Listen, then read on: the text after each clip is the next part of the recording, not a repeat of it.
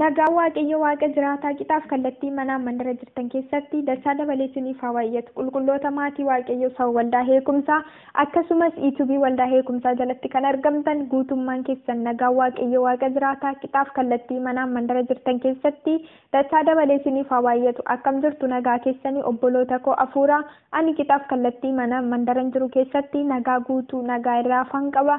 Maddi nagaa keenya burqaan nagaa keenya Kiristoos galataaf ulfina guddaa haa argatu. Maqaan Waaqayyo bara baraan haa eebbifamu. Isinis eebbifamaa jechuun jaalladha. Warri nan beeknoo jiraattan an obboleettii keessan Firiyooti waldaa heekumsaarraa kanan qabadhee gidduu keessanitti argame immoo Walaloodha. Egaa Waaqayyo karaaf kallattii kamiinuu hin dubbata. Gurra isa dhaggeeffatu yoo qabaate Waaqayyo yoomiyyuu namatti dubbachuu hin dhiisne hinuma dubbata. Waaqayyo gooftaan baraaf jireenya keessan haa eebbisu. Eebbifamaa jechuun jaalladha. Mata duree walaloo kootii inni nuyi amanne sagalee Waaqayyo humna guddaa qaba jedha. Inni nuyi amanne sagalee Waaqayyo humna guddaa qaba. Gaarota jijjigsee galaanota hiree hundumaa mo'atee baroota kan bitu. Dur kan ture jalqaba kunoo har'as jira sagalee Waaqayyo humna guddaa qaba. Kunoo har'as jira sagalee Waaqayyo humna guddaa qaba. Dur kan ture jalqaba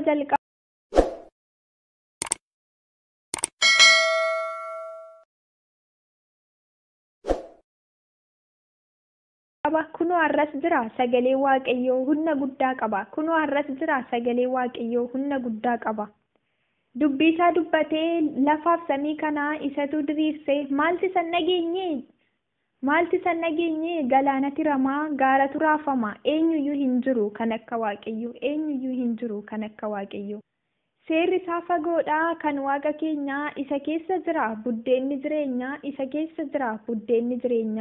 Kaaseen dudubbadhaa wanta inni hojjetee eega isa argannee hunduu nuuf mijate. Dubbiin isaa jabaa aangoo guddaa qabaa isatu ol kaasaa gatamaaf dadhabaa. Fayyisuu danda'aa dhibamaaf qoricha isa keessa jira fayyinni jireenyaa. Haalota jijjiiree baroota kan bitu ani dhageen beeku Waaqayyoon kan gitu. Waa'ee isaan dubbadhaa dhiisee biran darbuu nutilleen barreerraa kan hin beekne haa baru. Koombaasii keenyadhaa kallattii argisiisaa seerri isaa guddaadha nama gammachiisa. Waa'ee isaan dubbadhaa akkamitti anniisaa ukkaamsee hin kaa'u boru seenan na gaafachiisa. Gola inni seenee gadduun tokko hin jiru gammachuudha malee. Isatu wal qixxeessaa jireenya jajallaa isa wal cacaale. Namni isaa argatee dukkanni isaa darbeetu jireenyi isaa ifa. Safuudha humna isaa waan hundumaaf Waaqayyotu angafa. Inni maal dadhabaa homaa hin sodaatu ardiif addunyaayuu raasaa jira unnisaa. Waa'een isaa ifaadhaa bitaa nutti hin galu nu jalaa hin dhokatu hunduma danda'a Waaqayyo qofatu. Taa'een ajaa'ibaa akkam godheen isa maal dubbadhaa? Isa kam dubbadheen isa kamniisaa isatu barsiisa jireenya waaqarraa kan du'a karasii. Ulee injifannoo keenyadha xiyya boba'uu fi gaachana keenyadha. Homtuu ittiin hin qixxaatu warra isa beekaniif inni jireenyadha. Waaqayyo hin lugu dhugaadhaaf dubbata soba ari'ata jallaaf hojii jallaa guggubeetu balleessa. Isa jalloonni keessee danqaraa sibiilaa dubbii isaa ergeetu isaan barbadeessa. Dubbiin sagalee isaa billaa qara lamaatii warra isa sodaataniif jireenyatu jira. Kan fooniif afuuraa furmaata waamaraa Waaqayyotu qaba jecha haaraa.